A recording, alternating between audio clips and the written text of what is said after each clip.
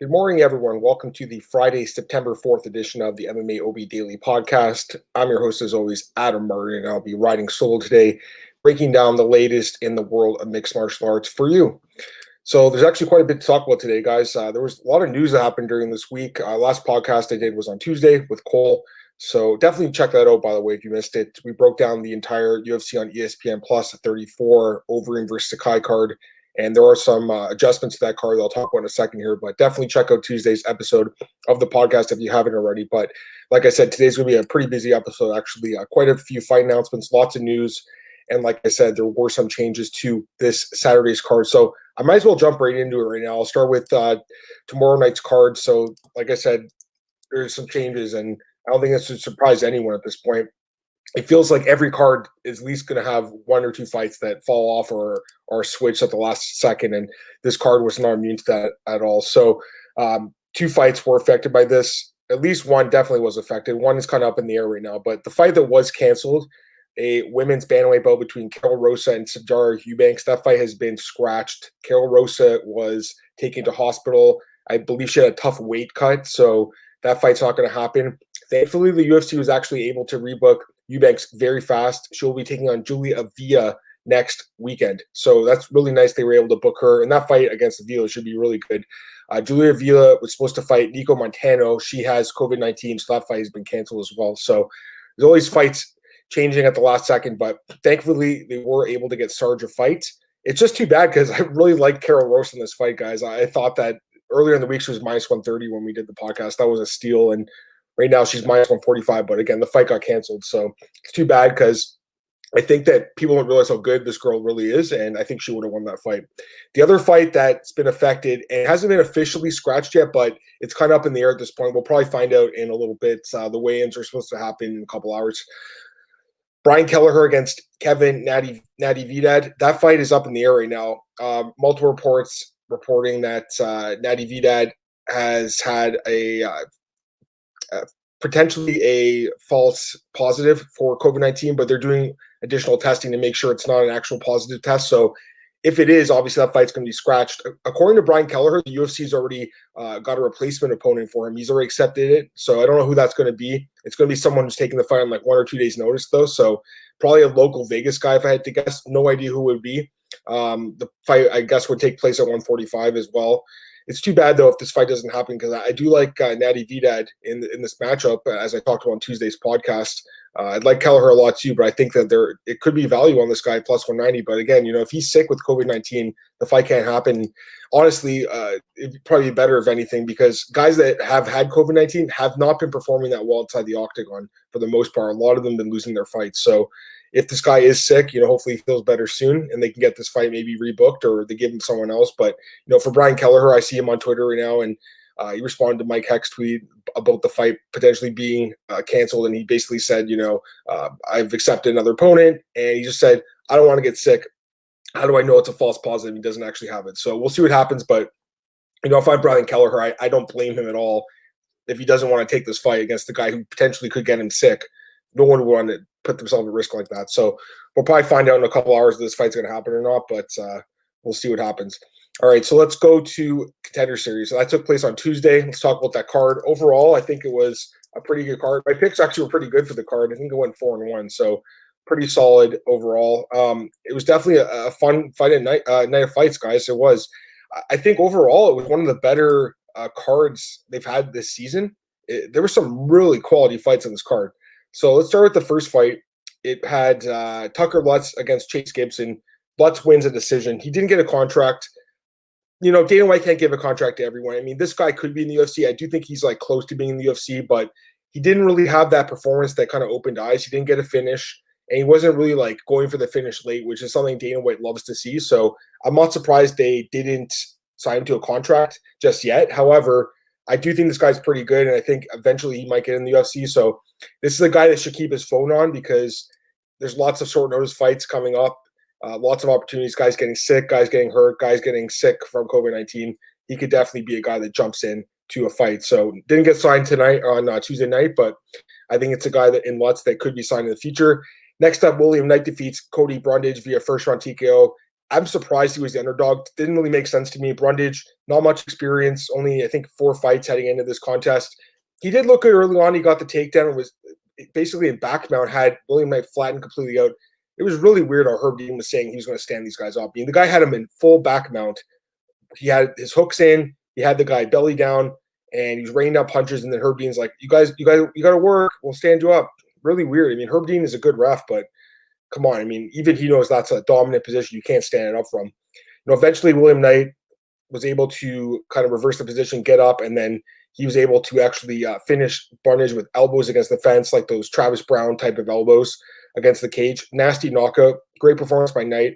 He should have been in the UFC last year when he got his win on the Contender Series, but thankfully he got another opportunity and showed that he is UFC caliber. And I'm excited to see this guy in the UFC. I mean, he's not a huge guy for light heavyweight at 5'10", but he's built like a tank. And as we saw in this fight, I mean, the guy definitely has some resiliency in his game. So I'm excited to see him in the UFC. Again, really surprised he was the underdog, and then he closed at plus 120. I mean, that was definitely a steal if anyone got him at that price. So it's a guy that should have been favored in this fight. I'm glad he's in the UFC. I think he's going to be a welcome addition to the 205-pound division. Next up, Ronny Lawrence defeats Jose Johnson via unanimous decision. Johnson was a big favorite in this fight. Lawrence came out of nowhere and just dominated this fight. This was a fun fight to watch. It didn't end in a finish, but Ronny Lawrence still got a contract. And I'm 100% with Dana on this one. This guy looked incredible in this fight. I mean, his grappling, he said afterward that Ronny Lawrence is special. And I think that's pretty high praise for a guy like Dana White. I was very impressed by his performance as well. He just kept taking this guy down at will. And when he did get him down, he was going for submissions. He was going to advanced positions. He was looking to finish the fight. Johnson had good defensive jiu-jitsu, was able to evade any submission attempts for the most part, and managed to get to the decision. But, for Ronny Lawrence, I mean, this guy definitely is impressive. So I'm excited to see him fight in the UFC. Glad they signed him, and I'm curious to see who they match him up with next. But, I mean, this guy, his wrestling is really, really good. So I'm excited to see him work at 135.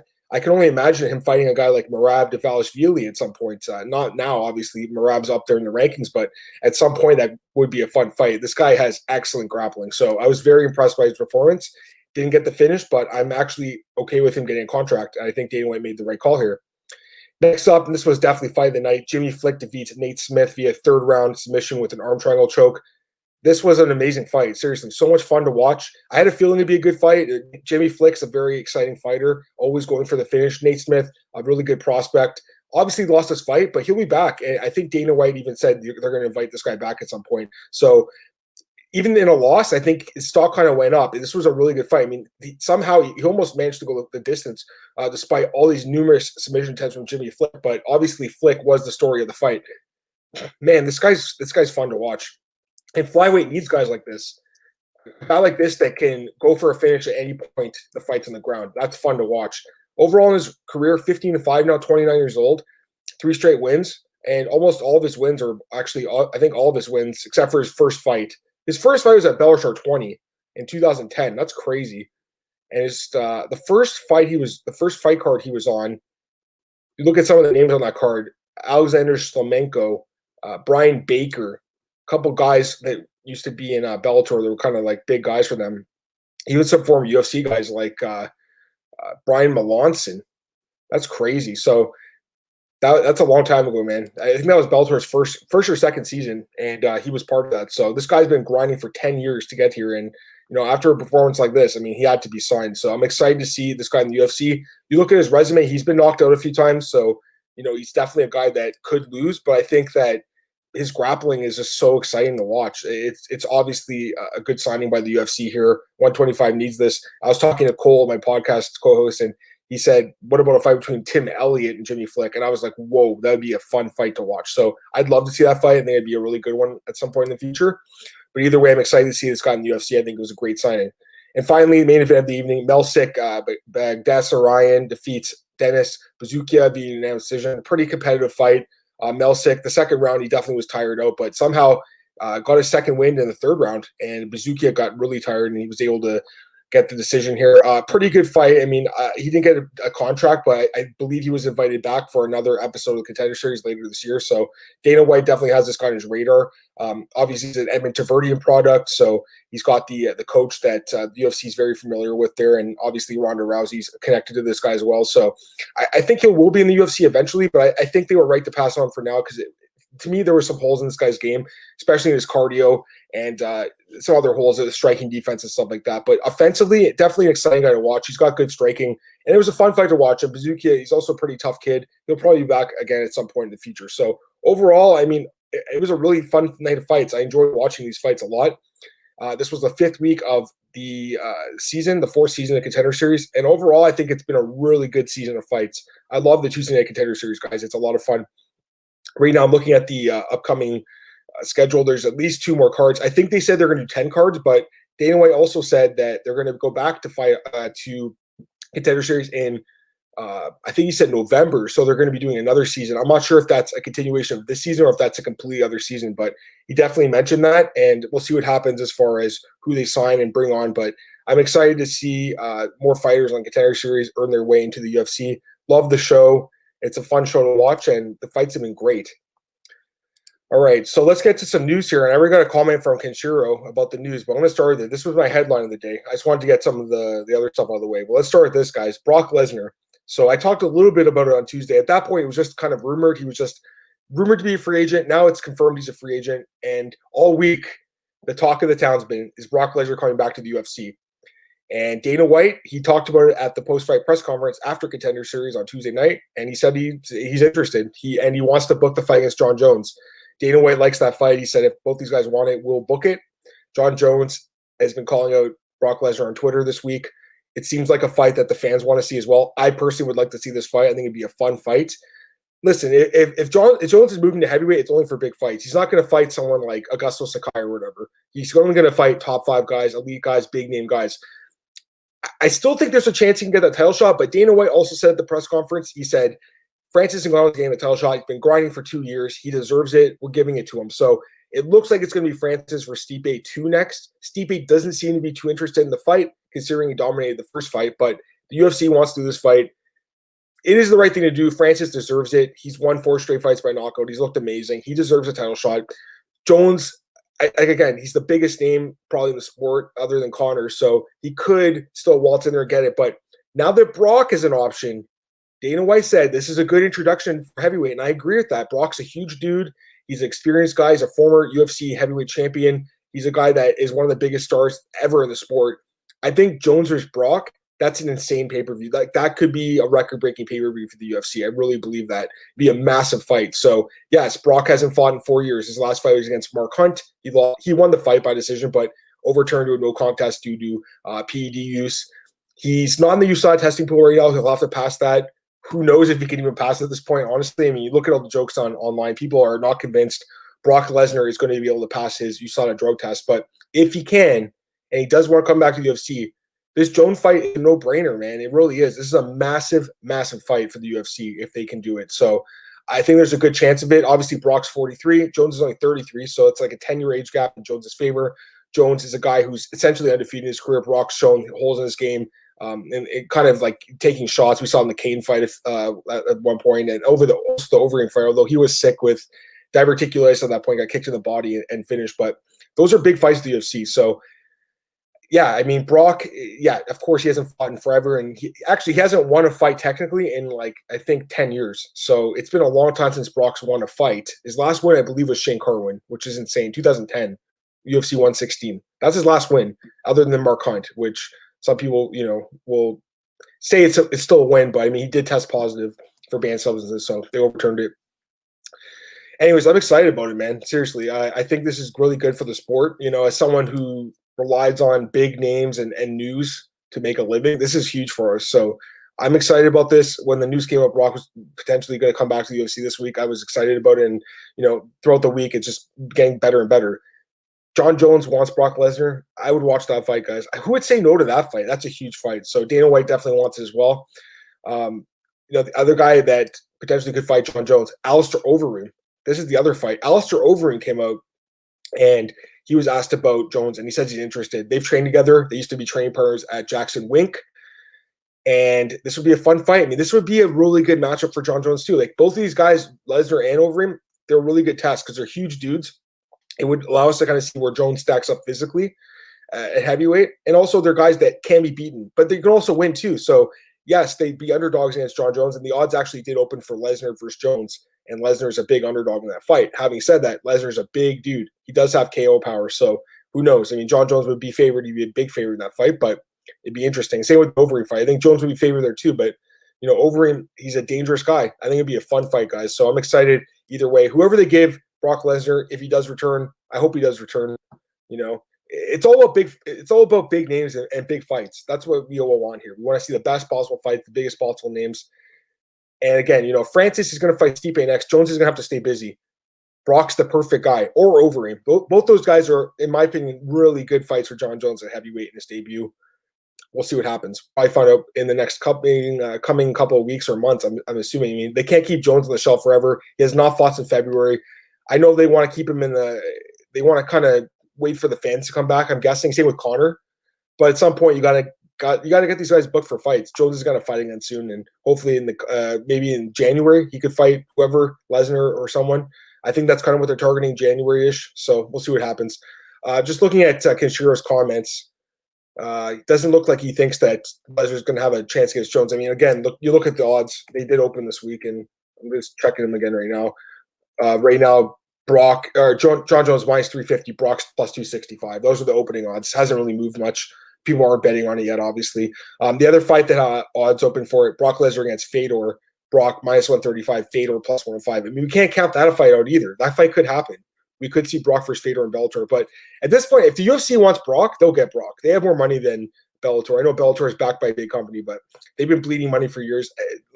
Yes, that'd be a big fight, but it'd probably be a one-off. Whereas with the UFC, I mean, Brock Lesnar potentially could fight more than once. We'll see. I mean, I know he's 43, and Kenshiro's saying Brock's old and stuff. I get that, but he's still a huge star. He's still a massive star. I'm laughing at this comment. Where's Cole Smith? Aren't you guys going to discuss this weekend's UFC Fight Night? No, we did on Tuesday, so definitely check out the podcast. I don't think you were here for that one, Kenshiro, but it was a good show. Anyways, let's go to some other news here. COVID-19, I mean, that's obviously been a headline for months now, and especially in MMA. A couple of guys tested positive for it. Glover Teixeira tested positive for COVID-19. He is out of his fight next week against Thiago Santos. Thankfully, the fight has been rescheduled until October 3rd, so it'll be the co-main event on the card. Irina Aldana versus Holly Holm. Irina Aldana, ironically, also had COVID-19. So she'll be headlining the card against Holm. Co-main event, Glover versus Thiago Santos. It's too bad. I think this would have been a better 5-round fight, but, I mean, if Glover's sick, they can't do the fight, obviously. So, thankfully, they were able to rebook it quickly. Hopefully, Glover tests negative very soon, and that fight actually does happen. I'm excited for that fight. I think it's going to be an amazing fight. I think both guys are great, and the winner definitely gets, I think, the next title shot at 205 against the winner of Reyes and Blachowicz. And that fight's coming up in like a couple weeks, by the way. It's crazy how fast these fights are coming up. Same with Adesanya Costa. Like, this month's going to be fun for fights. So, yes, it's unfortunate Glover tested positive, but hopefully he'll feel better. The other guy tested positive, another huge name, Cody Garbrandt. He tested positive for COVID-19. The fight against Deiveson Figueiredo is supposed to happen November 21st at UFC 256. That'll be the main event of that card. According to a report from AG Fight, and they're outlet in Brazil, they're great. They break a lot of news, and they're a very underrated outlet. They broke this news here. Cody apparently had mild symptoms, headaches. He's feeling better. He is in quarantine right now, waiting to test negative so he can get back to training. Again, that fight's about 10 weeks from now. So, I mean, I don't know if he's actually in his training camp yet, or if he's like just preparing to get into it. But hopefully, he's able to clear up his symptoms quickly, test negative, and get back to training. That's a huge fight against Deiveson. Ironically, Deiveson also tested positive back in May. So it feels like everyone I'm talking about today is testing positive. It's crazy, right? Like Aldana, Figueiredo, Glover, Garbrandt. Like, there's so many fighters who have tested positive. It's nuts. But, hopefully they feel better. But, yeah, the fight with Garbrandt and Figueiredo, it's going to be a good fight. Again, we have odds for that fight right now. Figueiredo is minus 230, Garbrandt plus 190. Again, the plan is still for that to be the main event, 255. Excuse me, it's UFC 255, not 256. But either way, should be a good fight. Hopefully, Cody can feel better soon. The other guy that tested positive, he's not a UFC fighter, but definitely a huge name in combat sports and just sports in general. The Rock, the most highest paid actor in the world, I believe. he tested positive for COVID-19. He announced it this week. Him and his whole family tested positive. So, if The Rock can get COVID-19, I mean, anyone can get it. And it looks like he's feeling better now, but his voice sounded rough in the video. He posted a video on his Instagram talking about it, just saying to take precautions and warning people about the dangers of this. His voice sounded really rough in that video. I don't know what was going on there, but clearly, I think he had probably a tough time with this thing. I love The Rock, though. I think we all love The Rock, and he maybe will be at that second BMF title fight, and I think that's a really good segue into talking about that. I mean, there was news this week that the UFC is working on the BMF rematch between Masvidal and Nate Diaz. Of course, The Rock was part of that first fight. He presented the belt to the winner, Jorge Masvidal. So UFC is looking at this fight now for January to headline a card then. So I don't know what to think about this fight, guys. I mean, the first fight was in competitive ball. It was a huge fight for the UFC. They made a lot of money. We were all looking forward to that fight. It just was a one-sided fight. I thought Nate would be much more competitive. At the time, he was coming off a really nice win over Pettis, where he used his grappling to actually win that fight. It was really nice to watch. Used his wrestling. We'll see what happens. I think this is going to be potentially a closer fight than the first one, which was pretty dominant by Masvidal. But I can't see really Nate winning this fight. I mean, based on what we saw last year, what's changed? Nate hasn't even fought since then. Is he even training? I have no idea. Nate's still a huge star. This pay-per-view will do well, but I would have rather seen Nate fight Conor or even Masvidal fight Conor. I think Conor's the guy being wasted here. I mean, he's the biggest star, and he's just sitting on the sidelines. As far as this fight goes, the odds, I believe, did come out for that. And right now, Masvidal minus 325, Nate Diaz plus 275. The first fight closed at Masvidal, I think, minus 190 or something. So right now, he's about not even double the price, but about nearly double the price, I guess, as he was in the first fight. I think he pretty much wins this fight anywhere the second time around. But, Nate, he's got that grappling, the jiu-jitsu to make it interesting. He has that jab. His boxing's pretty good. Good cardio. That's why I picked him the first time. It was obviously the wrong pick there. But, Masvidal, I just, after seeing that first fight, how do you go against him? I know he's coming off the loss to Usman, but this is a different matchup. He can use his wrestling at times. Again, like a Pettis fight, he did it, but he's going to have to do that here. I think if he stands and trades in Masvidal, it's going to be a bad night for him. We saw what happened the first time. He got kicked in the head. He got dropped in that fight. He got picked apart. He got cut open. Doctor stopped it. Didn't like the stoppage. Looks like the stoppage is going to lead to the rematch. So we'll see what happens there. And also announced this week was Kamaru Usman against Gilbert Burns. That'll headline UFC 256 in December. Co-main event, Amanda Nunes against Megan Anderson. Odds are out for both those fights. Right now, we have Kamaru Usman minus 240, Gilbert Burns plus 205, and the co-main event, Amanda Nunes minus 800, and Megan Anderson plus 550. So no surprise, I think, on those odds. It looks like the Usman-Burns fight is essentially a very close line to what it was at 251 before the fight was scrapped. I mean, it's hard not to like Usman based on what he's done. I mean, the guy is incredible. It feels like I pick against him sometimes, and I wonder why after I did it. Gilbert Burns is such a good fighter, though. So this might be another situation where I'm looking at the line, plus 205, and a guy that's looked amazing at welterweight. And I might take a shot at him and go against the welterweight king right now in Usman. But we'll see what happens. I mean, again, that fight's in December. A lot can happen until then, and who knows if these guys make it to the fight healthy. Hopefully they do.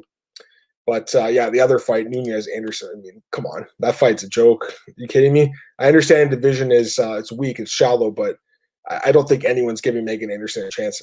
Plus 550, I don't think there's any value on her. I wouldn't touch her at all. I don't think this will be a situation like Maria Agapova where big favorite loses. Amanda Nunes is an incredible fighter. I don't see many holes in her game. Just looking at Kenshiro's comment, I had money in Usman. He's never lost in the UFC for me, but he says don't count on Gilbert Burns. And I agree with you. He says it's the toughest fight for Usman, potentially. I mean, Covington was a tough fight. That was a close fight. Ended up winning by knockout the last minute of the fight. But had that gone the distance, it would have been really interesting to see the judges scoring that. Kevin Scott, good morning, Kevin. How's it going, man? How is Nunes only minus 800? Does Anderson have any conceivable path to victory? I was looking kind of at her resume. She's a tall girl. She's a big chick, obviously, at 145. She's got good kicks. I mean, that's the one thing I guess that Nunes got to worry about, those kicks. She did cut open Zagano's eyelid or whatever, and she had some knockouts in Invicta with those kicks. Her offensive ground game is not bad. She has some submissions, but her grappling defensively is really bad. I mean, Holly Holm dominated her with the wrestling. Holly Holm's not a wrestler. She's a striker. When has Holly Holm ever taken someone down and just held them to the ground? That's kind of how I see this fight going. I think Nunes just takes her down and beats her up on the ground, probably finishes her with either strikes or a submission. I know Felicia Spencer was able to go 5 rounds with Amanda. I don't think that Megan Anderson's going to go 5 rounds. At least we knew that Felicia was durable after watching that fight with Cyborg. We knew she was tough. I still think Nunes could have finished that fight. I think she was a little nice to Felicia in that fight. I think she respected her a lot and didn't really go for the kill. But this fight, I think it probably ends in the first round for Nunes. Either ground and pound or a submission. I can't see Megan Anderson win this fight, Kevin. What's her path to victory? Landing a kick, potentially getting a choke. That's it. But I can't see it happening. I think that the line's going to go up even higher. Actually, me and Cole talked about this like 2 weeks ago, and I said I think Nunes is going to be minus 800. So I was banging on with the line. I think it's going to go up even more, though. Who's going to bet on Megan Anderson? I mean, some people probably will throw out a few bucks. It's going to be like a situation where the majority of the money's on Nunes, but the bigger bets are on Nunes, but some people are going to throw down small bets on Megan just because the odds are so crazy. But I don't think she wins, guys. I don't give her a chance. And Robert is in the chat. He says, "Nah, there's no chance." Yeah, I agree with you guys. This is just a fight to keep that division alive for like another few months. Once she beats Anderson, and she will, I think they may close that division down. Like, what's the point of it? Dana's talked about signing 145ers. Who's out there to sign? Cyborg, that's it, and Julia Budd. But they're both in Bellator. They're not coming to the UFC. So this division it's such a weak division, guys. Seriously, I want to like 145 women's, but it's hard to when there's like literally 5 fighters in the whole weight class. It's crazy. I think that, if anything, 105 would be a better division for the UFC. There's way more fighters at 105, but there's like no finishes in that weight class. So I don't know if they'll do that. Some other news here. Numerous fighters, including Tim Elliott, have been suspended for marijuana use. Such a joke. Seriously, such a joke. Are you kidding me? So Tim Elliott, Luis Pena, and Jamal Hill were all suspended. Luis Pena and Tim Elliott both suspended 4.5 months, fined 15% of their purses for their losses to Brandon Royval and Kama Worthy, respectively. Jamal Hill got hit hard, though. He won his fight against Clifton Abreu. It was overturned to a no contest due to marijuana use. Also fined 15% of his purse, and he was suspended for 6 months. So he got a harsh suspension for this. It's not cool. It's stupid. I mean, it's 2020. Are you kidding me? I live in Toronto, in Ontario, in Canada. I can walk to to a store down the street and buy weed. Are you kidding me? The guys are getting suspended for this. This is a joke. As someone who's definitely dabbled in their fair share of marijuana over the years, I'm not condoning a guy going in the cage, smoking a joint or hitting a bong and then jumping in the cage. That's not cool. But if a guy smoked a week before or whatever and had metabolites, who cares? That doesn't affect anything. It's stupid. Again, I don't want guys going in the cage getting stoned. I mean, I think, potentially Nick Diaz was one of those guys when he fought Anderson Silva. I think, he tested positive that night and we saw what happened in that fight.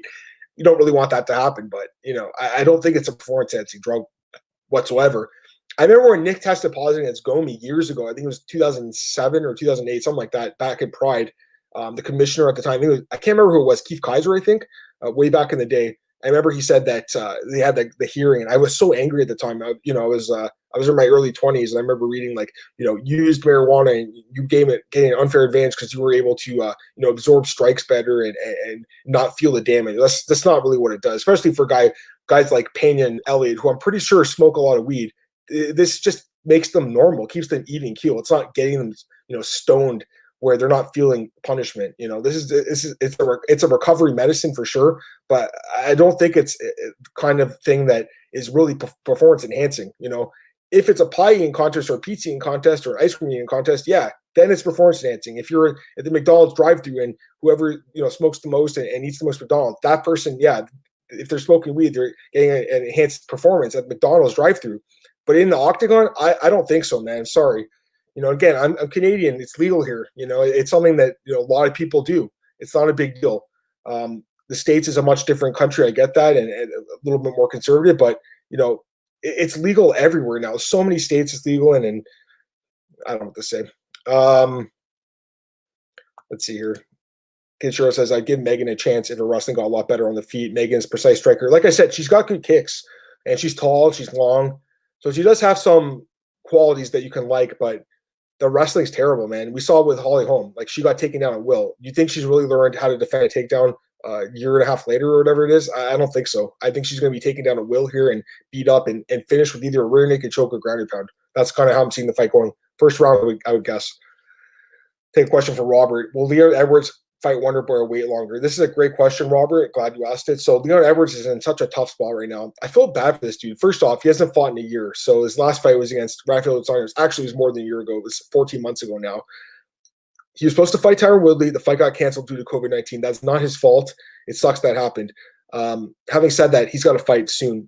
Fight Island, they're coming back there in a few weeks. They got to get him a fight on Fight Island. He has to fight again.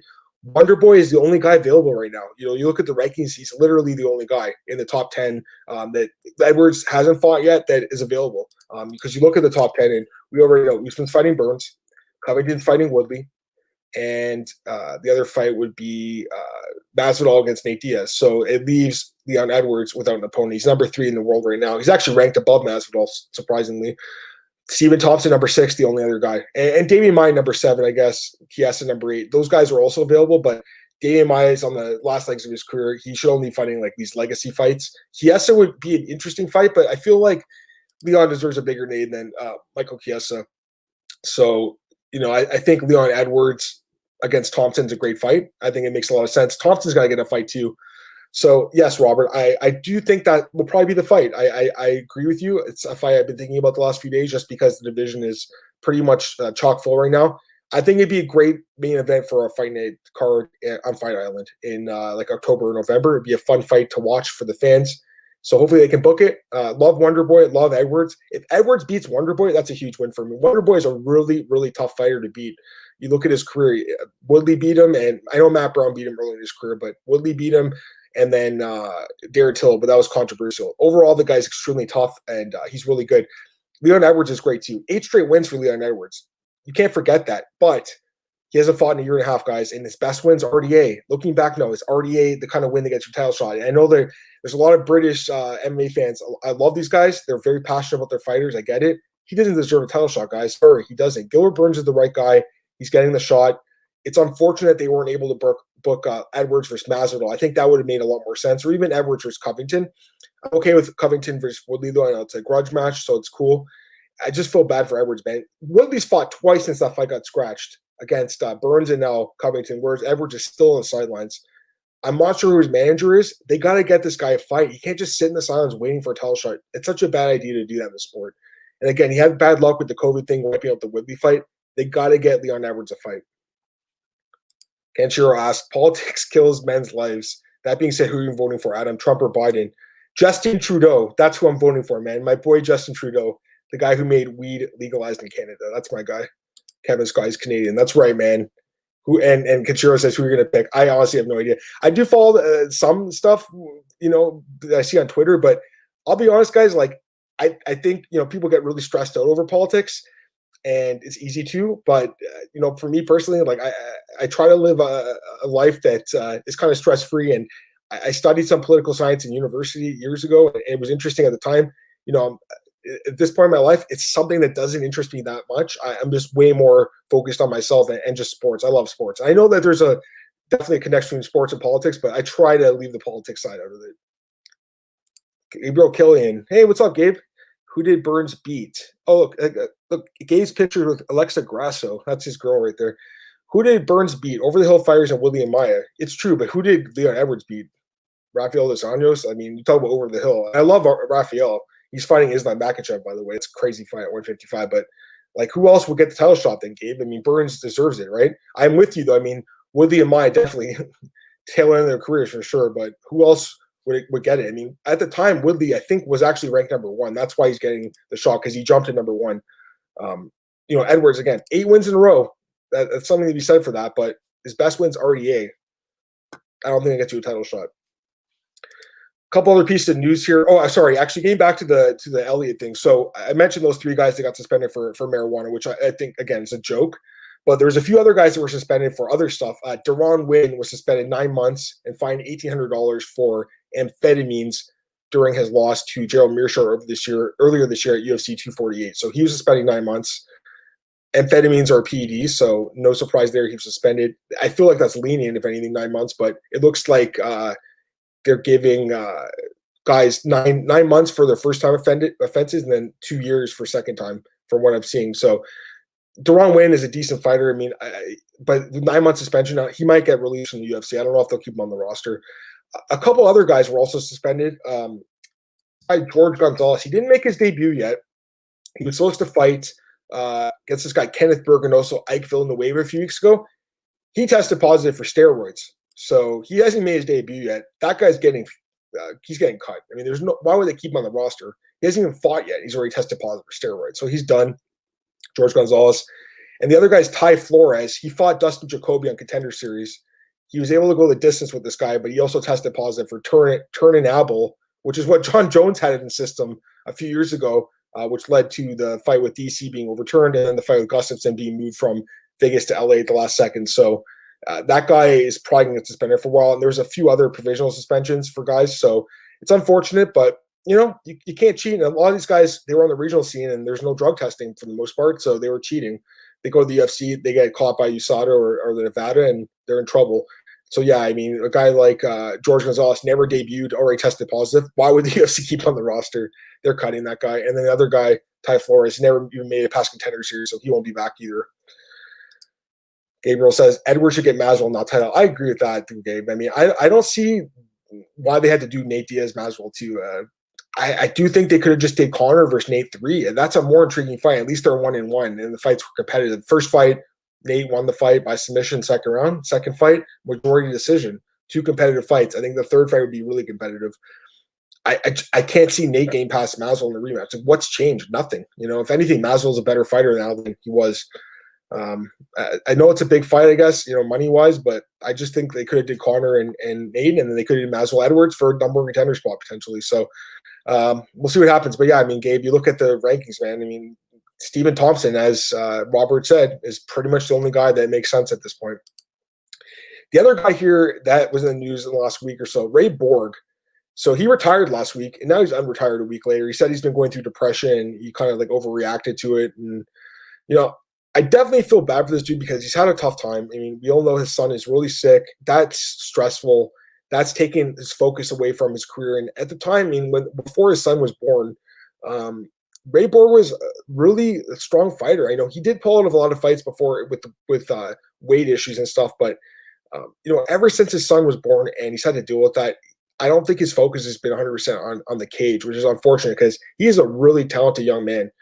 But he's got a bigger fight to deal with his boy Anthony being so sick. So, I think the UFC matchmakers and the UFC, Dana White, they gave this guy so much rope, so much just of a long leash.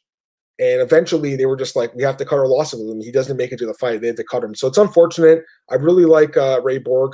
But I think it was definitely the right move to cut him. I think, I know it sounds harsh, but ultimately it's a job. You have to show up to work. And there was just too many times where he pulled out at the last minute, and the UFC matchmakers, for them, that's very frustrating. So, they gave him a pass for a long time, but eventually they kind of got tired of it. What's next for Ray Borg? He says he wants to fight again. I mean, to me, this is a guy that really should be focusing probably on his family at the moment. But Bellator would still be a fun place for him. I think there's fun fights for him in Bellator, and one championship, PFL too. But again, if you're PFL and you have a tournament, you got this guy Ray Borg who pulls out of so many fights. Like, is that the kind of guy you want in a tournament? I don't know. Bellator, there's some big fights for him there potentially. I mean, he could fight the winner of Mix and Archuleta for the belt. That would be a fun fight. I don't think anyone would have a problem with that. But they signed him to a big money deal potentially. Does he even get to the fight? It's hard to say. I like Ray Borg, talented guy, but the UFC made the right move to cut him. As far as unretiring, there's been some quick unretirements in UFC, but this one might actually set the record like a week later. A couple other fight announcements, some fun fights coming up here. Bobby Green, my boy, he's taking on Alan Patrick next weekend. Short notice fight for Bobby, taking the fight for Rodrigo Vargas on short notice. I'll talk about that fight next week when the odds come out. Here's a really fun fight. It's going to happen next month. Tony Kelley against Ali Alqaisi. 2 pretty impressive fighters, I think. Alqaisi had that fight on Fight Island, and it was definitely a competitive fight against what's his name, Irwin Rivera. He lost a split in that fight, but it was a super close fight. And Tony Kelley, he had a close fight in his last fight against Kai Kamaka, and he won fight of the night, and that was a great fight. I do favor Kelley in this fight for sure. I mean, after that last fight, holy smoke, that was great to watch. The other fight that's interesting, this not a rebooking. Chikadze just had COVID-19. They rebooked him quick though against Omar Morales. This is a different fight. He's not going to fight Alex Caceres. I don't know why they weren't able to rebook that fight. I mean, Caceres took no damage in his last fight in Springer, but they're going to take on Omar Morales here, and this is definitely a step up. I mean, Omar Morales is a dangerous dude. You know, he's a guy that's 10-0, and he's a guy that a lot of people are talking about as being potentially a contender at 145. So he's actually going to move down a weight class for this fight. I think that's a really smart move for him. He was good at lightweight. Imagine how good this guy can be at featherweight if he can make the weight. So, you know, this is a dangerous dude. He's a guy that's got a lot of experience. He's 34 years old, though, so he's going to make a run for it now, and I think he might. So I'm definitely curious to see how this fight plays out. It should be a good one. I'm sure Gabe, who's a big Giga fan, is going to like that fight.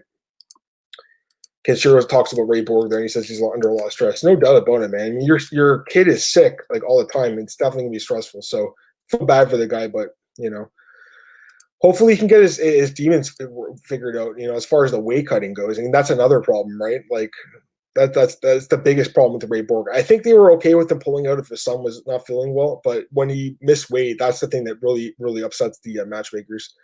Other thing here that I guess we're sharing, Phil Baroni, he was supposed to fight Thiago Alves next week at Bare Knuckle. Fight's got scratched. Baroni's out. Thiago Alves will now fight Julian Lane. Guy that said, just let me bang, bro. Let me bang, bro. Let me bang, bro. You guys remember that. That was fun. He's a fun guy to watch. I think his mom follows me on Twitter. I remember she was talking to me once on there.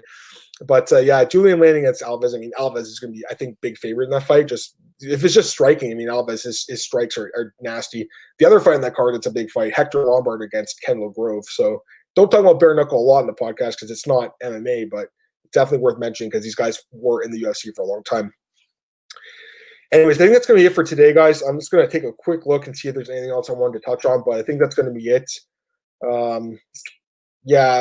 Dana White, he had some plea yesterday on his Instagram. You know, if you're political like Kenshiro is, definitely worth watching that. He pleads the Iranian government to let this wrestler go and not kill him. It's worth watching. Dana got pretty emotional on video. So anyways, that's it for today's show, guys. I hope you have an amazing weekend. I'll be back on Tuesday to recap this weekend's card and then preview next week's card, which is going to be Michelle Watterson against Angela Hill. That's the main event of next weekend's card. So I'll be back and on Tuesday to break down the card with Cole. So at 10 a.m. on Tuesday. But until then, guys, I hope you have an incredible weekend. You guys can follow me on Twitter at MMAdamMartin, and the podcast is available, as always, MMAOddsbreaker.com. That's the home of the podcast. Available at YouTube, Spotify, Apple, Google Podcasts. It's available everywhere. Anywhere you listen to podcasts, I'm pretty sure our podcast is available. Trying to grow it. It's growing slowly but surely. I mean, there's obviously a competitive space out there for podcasts, but I think I do a pretty good job with the show, and it's pure MMA, guys. We try to leave the politics out of it, even though I'm getting kind of trolled into talking about it. But I'm not, because I'm a nice Canadian boy, so we'll talk about it too much. Anyways, have an amazing weekend, guys. I'll be back on Tuesday, 10 a.m. Have a great one.